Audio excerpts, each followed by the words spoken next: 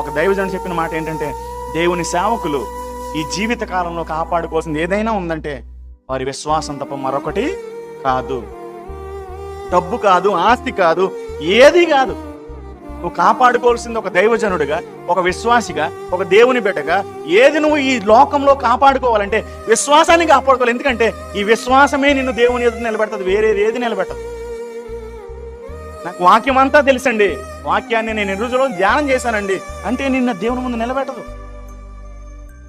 ఆ వాక్యం ద్వారా వచ్చే విశ్వాసం నీలో ఉండాలి, ఆ వాక్యం ద్వారా వచ్చే మార్పు నీలో ఉండాలి, వాక్యం ద్వారా వచ్చే పరిస్థితి నీలో కనిపించాలి.